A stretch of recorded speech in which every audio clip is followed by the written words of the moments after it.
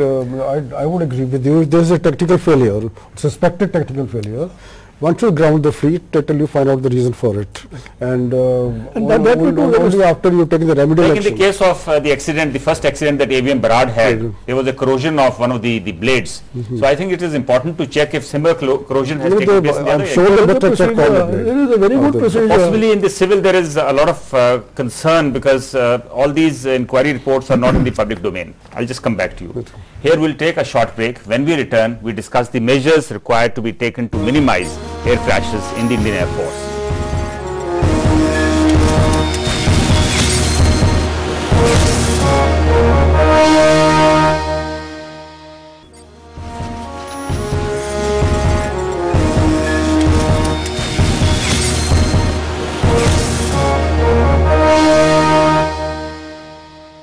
Welcome back. We are discussing the safety record of the Indian Air Force.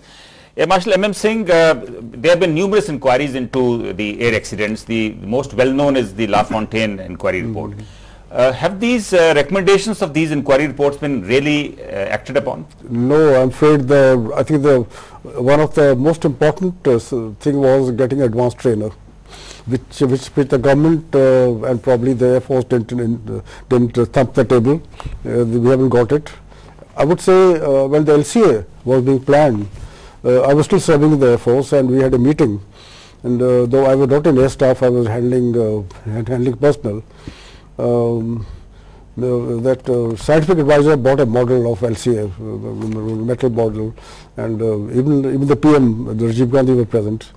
So H.E. Marshal Katre was the chief. So I suggested, sir, I don't think we got the expertise to make an LCA with all the performance. Why don't we make an advanced trainer?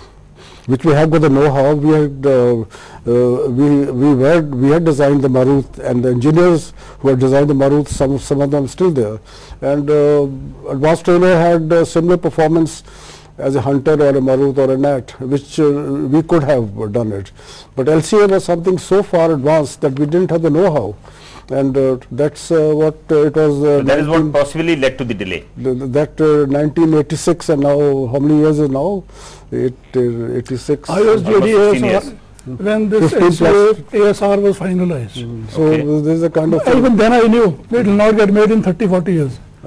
I have seen HAL how they work and how our own Indian Air Force has repeatedly changed its mind, even about the QR itself. That is why earlier aircraft were never made.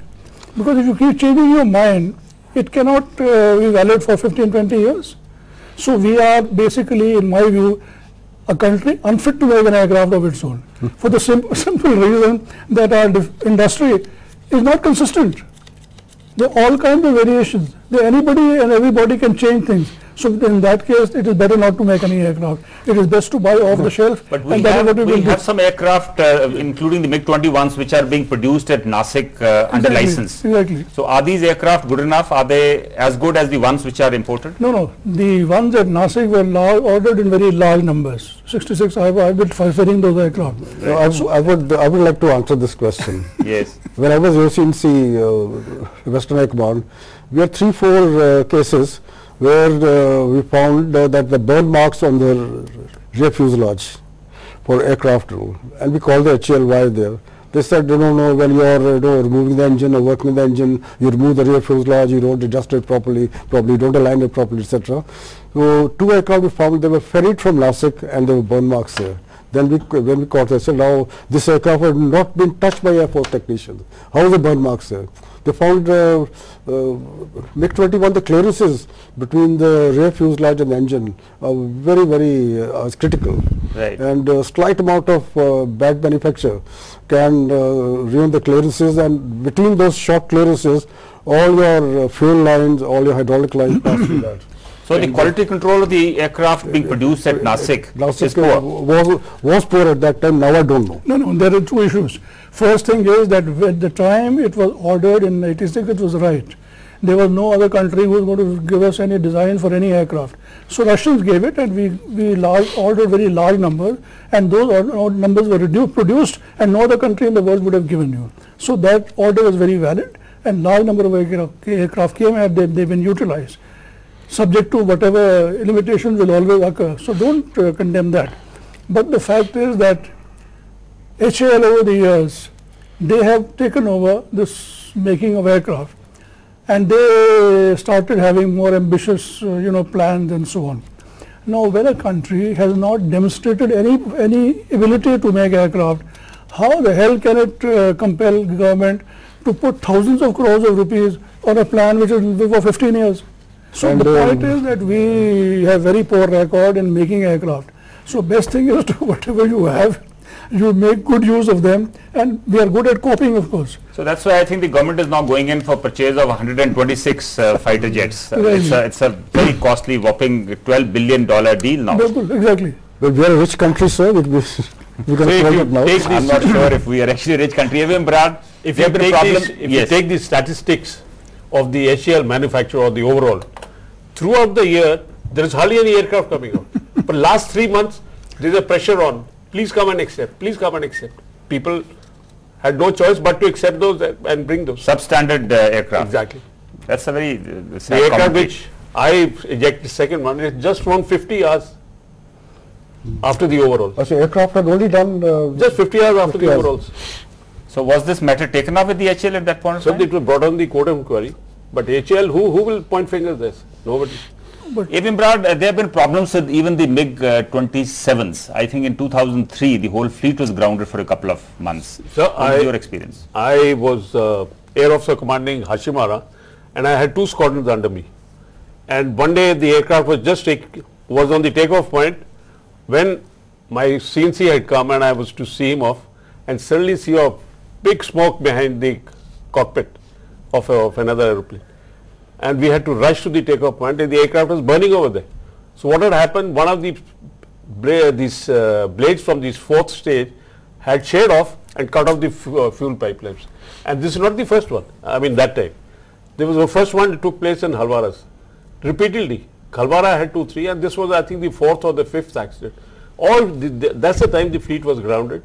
That was in 2003, I remember reading. No, sir, that was later on. Okay. 95 also they were grounded. Checks were carried out on all aeroplanes and found. And later on we had one more. Then the Russians were brought in. Russians found there nothing wrong or whatever the technical. So that means there are problems not only with the MiG-21s, there are problems with other variants including the MiG-27. 27s also. even I think I don't think there are any problem with MiG-29. No, sir. There are no problem. No, there are with MiG-29 also. Not so Since much. I have been air advisor Air Russia in Russia, I know all Russian aircraft are having engine problems. But that is besides the point. You see, the basic engine design or design of Russian aircraft is such that they are not made for very long and reliable life. Russian aircraft are very cheap to buy, but they are very expensive to maintain because their overall life is very little, and at the end of it, the thing has to be Master replaced. M.M. Singh, do you agree that maintenance of the aircraft is a No, you serious see, problem area? the thing is that I also did a couple of courses in USSR, in that time, erstwhile USSR, and we discussed this thing. What he's saying, what he said. Why is that compared to the aircraft? We had never had American fighters, but we have had British and French fighters. That their engine life is very much higher, even the component life is higher. Exactly. So one of the Russians told us that look, we are not making cars, we are making combat aircraft, and the combat aircraft can be shot down on the first sortie itself. So why make an expensive aircraft? That's very strange. So But it's could a very maintenance be an issue because the technical staff has been short-shifted, they're not being paid properly? I remember a couple of years ago they had even gone on strike, which was unprecedented No, in but any that was a different armed thing force. issue. That was entirely a different issue. But the thing is that, for example, engine blade breaking off from 3rd stage or 4th stage, that the technical See, staff you not are- very you are- about it. Even But Brad, just what as is you your said, experience? material failure. Is there a problem of the morale of the technical staff? It's very high, sir. Their practices, they're never shortlisted. I think the Air Force, they're maintaining their standards very well, sir. You see, we should keep to MiG-21 and that we are very on safe ground because we have a very large number of years of experience on this, and even our technicians, all organizations are well trained. Even Brad, are we now investing enough in simulators, in advanced jet trainers? Is the government serious about it? At the moment, the jet trainers, like Air Marshal M.M. Singh said, that we've got the AJTs finally after, I think, fighting for almost 20 years. So will that help? But now at the moment we do not have a basic trainer with us. The HJT was grounded about 4 years back. We do not have any basic trainer with us. The initial flying, the cadet starts with the Kiran aircraft. I mean, you increase the number of hours, you are reducing the life of the aeroplane. You will find by the time the basic trainer comes, the Kiran would have finished their life. AVM Brar, now the MiG-21 is slated to be phased out in 2017. Are you hopeful it will be phased out in the next 6 years, or you think it will carry on? I am for the MiG-21. I hope it continues a little longer also. Why are you saying that? It's a good aeroplane. There is nothing wrong with the aeroplane. M. Singh, should we continue with the aircraft for another 5 or 6 years? In fact, AVM feels we should continue longer. I don't know what is the condition of aircraft, but If the public opinion while I was serving, the aircraft were perfectly okay. The pilots were very happy. An odd case. I'll tell you one. That's why I refuse to believe that half the aircraft were lost in accidents. AVM Brar, you were saying something? Sir, my first ejection, you feel very comfortable inside the cockpit. When you have to eject, it's a decision to take. I had the height and the speed to do it, and I went through it. Though I had a compression fracture, I was in plaster for about a month. But the fact is, the second one, if you delayed when you had low level, I was 100 meters. If I delayed any longer, I would have gone. The decision has to come with that, sir. You cannot wait with this sort. It has to be a micro split-second decision. Exactly. Marshal Rathore, should the process of phasing out the MiG-21s, now slated to be phased out in 2017, be speeded up? The public opinion is driving government mad, and all Antony and all do it. We are going to phase this aircraft out. Even if it doesn't get phased out, nothing to worry.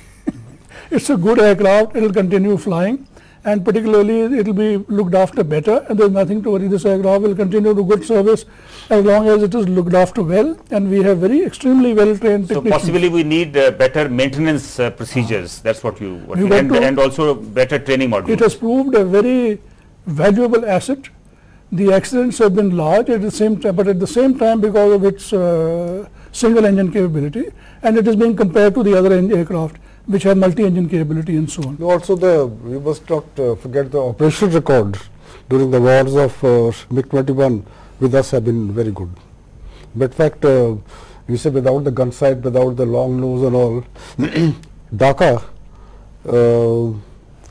airfield was created by very early mark of MiG-21 called FL, which we used to call it Type 77.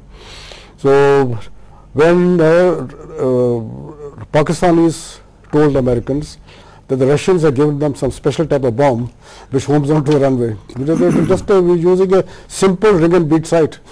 And so that's an interesting fact. The track record of the MiG-21 peacetime has not been very good, but the operational record in wartime has been very good. My view is, in the interest of deterrence vis-a-vis Pakistan, it is better to keep this fleet longer and longer, and use it to, of course, be honest, of course, use it to the extent it can be used, and it will give you good service, and it will keep Pakistan worrying, because everybody knows in the whole world that MiG-21 is a freaky aircraft. It can do things that other aircraft can't do. Right. Gentlemen, thank you very much for coming to the studio. Even though the accident record of the Indian Air Force may not be alarming, much more needs to be done to prevent air accidents in peacetime. Given the shortage of fighter aircraft, the nation can ill afford loss of these machines. Besides, loss of lives of pilots is something which must be prevented at all cost. The process of modernization of the fighter fleet and the training modules must be speeded up. That is all in this episode. Do send your feedback. We meet again next week with another issue. Till then, good luck and goodbye. And for now, we meet at the bar.